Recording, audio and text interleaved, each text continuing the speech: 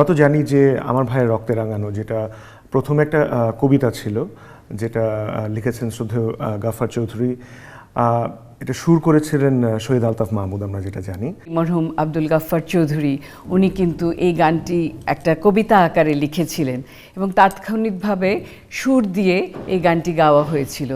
পরবর্তীতে জনাব আলতাফ মাহমুদ, উনিও মরহুম হয়ে গেছেন ৭১-এর সময়। আমি ওনাকে দেখেছি, ওনাকে চিনতাম, খুব সুন্দর সুর দিতেন। এবং এই সুরটা যখন দেওয়া হলো তখন ওই দলে দলে ঢাকা বিশ্ববিদ্যালয়ের ছাত্রছাত্রীরা ২০ তারিখে নগ্ন পায়ে, যাতে আমরা তাদেরকে আমাদের সম্মানটা দিতে পারি যারা প্রাণ দিয়ে গেছে এই নিজের ভাষাকে প্রতিষ্ঠিত করার জন্য, তাদের উদ্দেশ্যে ফুল নিয়ে নিয়ে আমরা ওখানে সবাই শ্রদ্ধা জানাতাম। এখন তো এই বছরটাতে আমার খুব ভালো লেগেছে শুনে যে ২০-২৩-এ প্যারিসে তৈরি হয়েছে এরকম ২১-এর স্তম্ভ।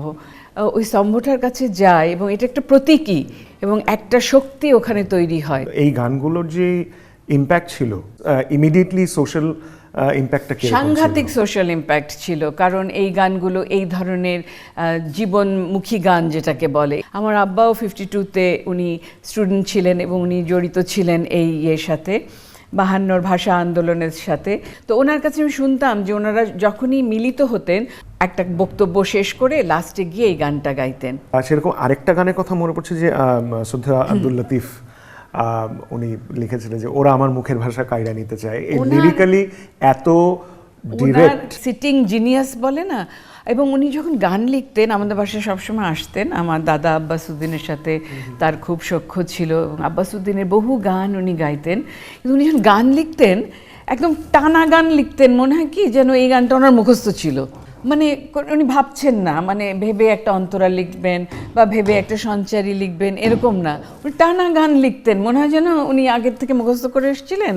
এই গানটা যেটা আমরা শুনি, ওরা আমার মুখের ভাষা কাইরা নিতে চায়, ওরা আমার মুখের ভাষা কাইরা নিতে চায়, ওরা কথায় কথায় শিকল পরায় আমার হাতে পায়, ওরা কথায় কথায়, ওরা কথায় কথায় শিকল পরায় আমাদেরই হাতে পায়, ওরা আমার মুখের ভাষা কাইরা নিতে চায়।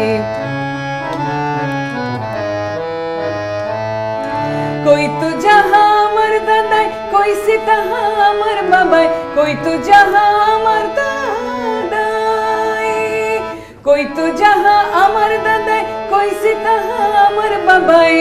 এখন কও দেখি ভাই মোর মুখে কি অন্য কথা শোভা পায়, ওরা আমার মুখের ভাষা কাইরা নিতে চায়, ওরা আমার মুখের ভাষা কাইরা নিতে চায়, ওরা কথায় কথায় শিকল পরায় আমার হাতে পায়, ওরা কথায় কথায়, ওরা কথায় কথায় শিকল পরায় আমাদেরই হাতে পায়, ওরা আমার মুখের ভাষা কাইরা নিতে চায়, ওরা আমার মুখের ভাষা কাইরা নিতে চায়।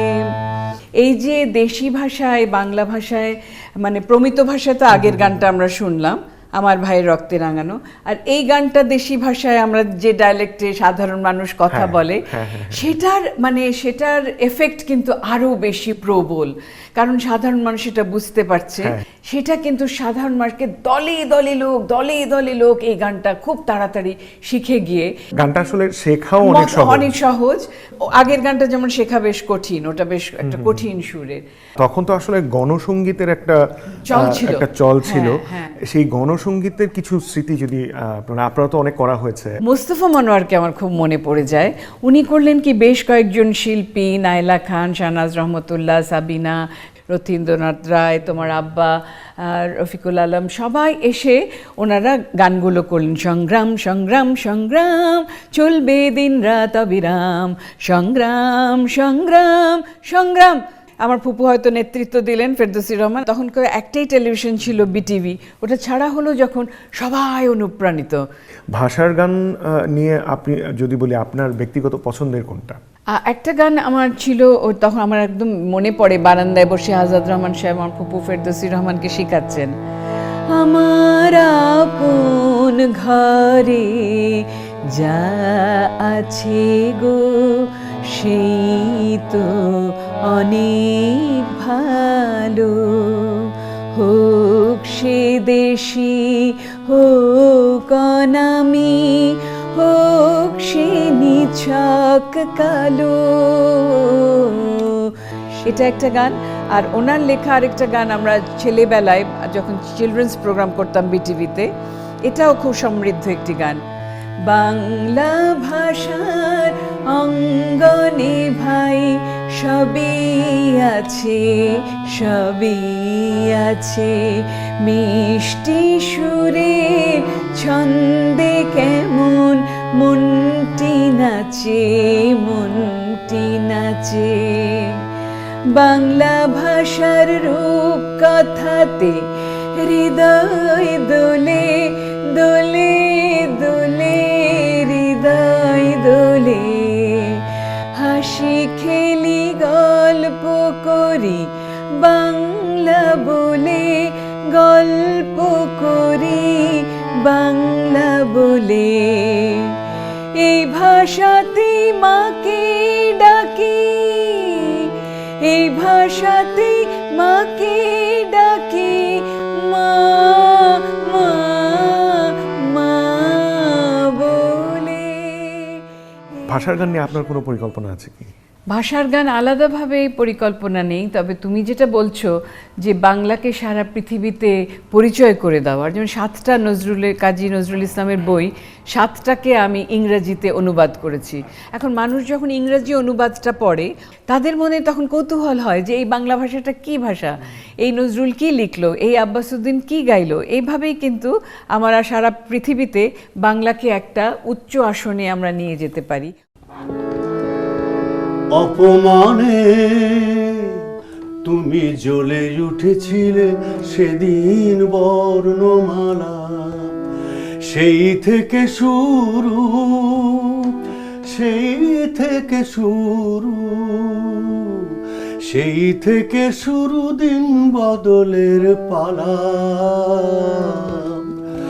অপমানে তুমি জ্বলে উঠেছিলে সেদিন বর্ণমালা।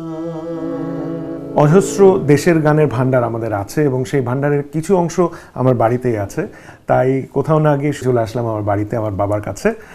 গানগুলোর যে পেছনের গল্প তো আমরা অনেক শুনেছি আসলে, এবং এরকম একটা ব্যাপার নিশ্চয়ই হয়ে দাঁড়িয়েছিল যে এই গানগুলো শিখতেই হবে।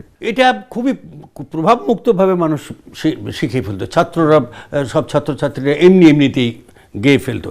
এই ভাষা আন্দোলনের ফলেই কিন্তু অসংখ্য অসংখ্য গান রচিত হলো, অসংখ্য কবি তৈরি হলো, অসংখ্য সাহিত্য সৃষ্টি হলো।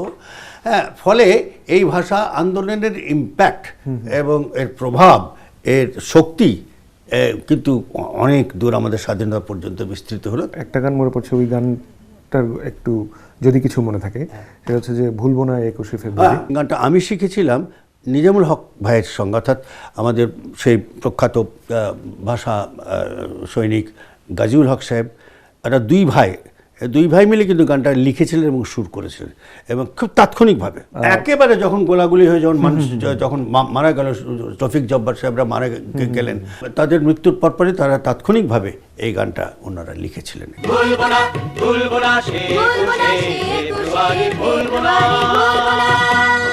রাষ্ট্রভাষা বাংলা চাই, এই দাবিতে ধর্মঘট। রাষ্ট্রভাষা বাংলা চাই, এই দাবিতে ধর্মঘট। ধর্মঘট সালামের খুনে লাল ঢাকার রাজপথ, লাল ঢাকার রাজপথ, লাল ঢাকার রাজপথ, লাল ঢাকার রাজপথ। ভুলবো না, ভুলবো না, ভুলবো না, ভুলবো না সে 21শে ফেব্রুয়ারি, ভুলবো না। গুলির বিপরীতে গান, এই সাহসটা অ্যাকচুয়ালি কি করে ওনারা কি করে জোগাতেন? এটা হয় কি, এটা এক একটা জাতির কিছু গুণাবলী থাকে। আন্দোলন কিন্তু দুটো হয়েছে, দুই ধরনের। একটা বলছে আমার সংস্কৃতিকে হাত দিতে পারবি না, আরেকটা বলছে আমার অর্থনীতিকে নিতে পারবি না। যে কারণে আমরা অন্যান্য জাতি থেকে একটু আলাদা, সেটা হয়তো ভৌগোলিক এবং ঐতিহাসিক কারণেই হয়তো হয়েছে। অপ্রচলিত কিছু গান যেগুলো আছে এবং অনেক অনেক গীতিকার, গীতিকবি যারা আছেন, এরকম কারো নাম কি মনে পড়ে? যেমন ধরো লতিফ ভাই, আব্দুল লতিফ ভাই, উনি একটা গান আমাকে বাংলা একাডেমিতে আমাদেরকে করিয়েছিলেন। রাষ্ট্রভাষা আন্দোলন করিলি রে বাঙালি, তোরা ঢাকার শহর রক্তে রাঙা। এই গানটা তো সবাই জানে। এই গান লেখা কিন্তু লতিফ ভাইয়ের নয়, খুলনার কবি শামসুদ্দিন আহমেদ, উনি গানটা এসে লতিফ ভাইকে দিয়েছিলেন এবং সুর করেছিলেন আমাদের আলতাফ মাহমুদ সাহেব। কিন্তু ওটাকে আবার একটু লতিফ ভাই একটু চেঞ্জ করে গাইতেন, খুব কান্না করে গাইতেন। তারপরে আরও একটা গান হয়েছিল, এটাও লেখা শামসুল হুদা চৌধুরীর, যেমন আবার ফাগুন এসেছে, শিমুলে পলাশে রক্ত কমলে তোমাদের মুখগুলি, অপরূপ হাসি হেসে যেন সব উঠছে দুলি দুলি, বলো এমনি করে অনন্তকাল খেলবে কি লুকোচুরি, কভু কি ফিরে আসবে না, কভু কি ফিরে আসবে না, তোমরা তো ফিরে আসবে না। এই গানগুলোর মানে রাজনৈতিকভাবে এই গানগুলোর অ্যাকসেপ্টেন্স কিরকম ছিল? অ্যাকসেপ্টেন্স ছিল বলেই তো এগুলো হয়েছে, এবং তাগিদ দিয়ে কেউ কিন্তু বলে দেয়নি আপনি লিখুন। এই সমস্ত গানের মধ্যে শুধু ভাষার কথা নেই, কিন্তু মানুষের আক্রোশের কথা আছে, মানুষের না পাওয়ার কথা আছে, মানুষের দাবির কথা আছে, হ্যাঁ, এবং অবশ্যই আমাদের সাংস্কৃতিক যে ঐতিহ্য আছে সেগুলো যুক্ত হয়েছে, যেমন ফাল্গুন, ঋতু, এই ধরনের আর কি। শিমুল পলাশ বারবার ঘুরে ফিরে বহু গানে বহু কবিতায় এসেছে। হ্যাঁ, এখন যদি বলা হয় এখন এর সিম্বলজি কোন জিনিসটাতে হওয়া উচিত বাংলা ভাষার গান যদি করা হয়? ভাষার গান করলে যেমন ধরো ওই যে আমি যে করলাম যে অপমানে তুমি জ্বলে উঠেছিলে সেদিন বর্ণমালা, এখানে কিন্তু শিমুল পলাশ আর প্রয়োজন নেই না। তার কারণ হচ্ছে এখন আমাকে ইতিহাসকে তুলে আনার জন্য কবিরা লিখবেন যে এই ছিল 52 ভাষা আন্দোলন, এই কারণে আমরা স্বাধীনতা যুদ্ধ করেছি, এই কারণে আমাদের এই রাজনৈতিক পরিচয় আমরা বাঙালি, এই ধরনের কথাগুলো আসবে। তাই হয়েছে কবিতাতে এখন আর সেই জিনিস কিন্তু নেই।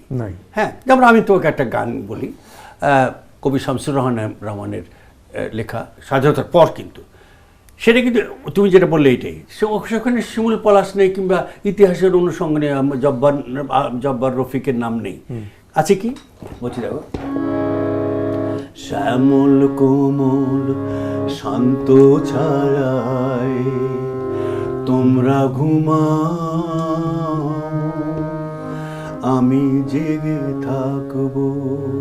আমাদের যে গণসঙ্গীতের যে চর্চাটা ছিল 52-তে ছিল এবং 71-এও ছিল, তো ওই প্র্যাকটিসটা, এই চর্চাটা কেন পরে চলে গেল? গণসঙ্গীতের আদলটা পরিবর্তন হয়েছে, আঙ্গিকটা পরিবর্তন হয়েছে। শুধু গণসঙ্গীত মানে না, গণমানুষের কথা বলা। তো গণমানুষের কথা তো গানের মাধ্যমে আমরা প্রেমের কথা বলি, আমরা প্রকৃতির কথা বলি, আমরা আশা আকাঙ্ক্ষার কথা বলি, কিন্তু গণমানুষের যে দুঃখ দুর্দশার কথা দিয়ে যে সমস্ত গান হতো এবং তার সঙ্গে রাজনীতির উদ্দেশ্য যুক্ত হতো, সেটা হলো গণসঙ্গীত। বাংলা গানকে অ্যাকচুয়ালি আমরা কতদূর এগিয়ে নিয়ে যেতে পেরেছি বলে মনে হয়? পৃথিবীতে অসংখ্য দেশ আছে, অসংখ্য ভাষা আছে, অসংখ্য ঐতিহ্যপূর্ণ সংস্কৃতি আছে, কিন্তু আমাদের উদ্যোগে কিন্তু আন্তর্জাতিক ভাষা দিবসটা তো এটা সবাই আমরা জানি। তাও ইতিমধ্যে তো এই যে নিউজিল্যান্ডে, তারপরে জার্মানিতে আমাদের ওই সেই রাধারমণের বিখ্যাত গানটা ভ্রমর কইও গিয়া, সেটা গেয়েছে, এবং আমাদের রবীন্দ্রসঙ্গীত তো বেশ কয়েকটা রবীন্দ্রসঙ্গীত বিভিন্ন মানুষের বাংলা ভাষায় গিয়েছে। এইভাবে এই চেষ্টাটা এখন খুবই সহজ হয়ে গেছে। আগে তো একটা দেশে পৌঁছানো যেত না, এখন তো খুব সহজে পৌঁছানো যায়। ফলে এই চেষ্টাটা আমাদের কি করতে হবে, দিবসের জন্য একটা সিগনেচার টিউন লাগে, সেই সিগনেচার টিউনটা যেন এই আমার ভাইয়ের রক্ত 21শে ফেব্রুয়ারি এই গানটা যেন অ্যাপিল করা হয়, এটা আমি অ্যাপিল করব আমাদের সরকার, কারণ আমরা ব্যক্তিগতভাবে ইউনেস্কো লিখলে তারা গ্রাহ্য করবে না। এগুলো নিয়ে কথা বলতে শুরু করলে তো আসলে শুনতে থাকতেই ইচ্ছে করে। তারপরে সময় স্বল্পতার জন্য আজকে শেষ করতে হচ্ছে। আমরা একটা গান দিয়ে আজকে শেষ করতে চাই।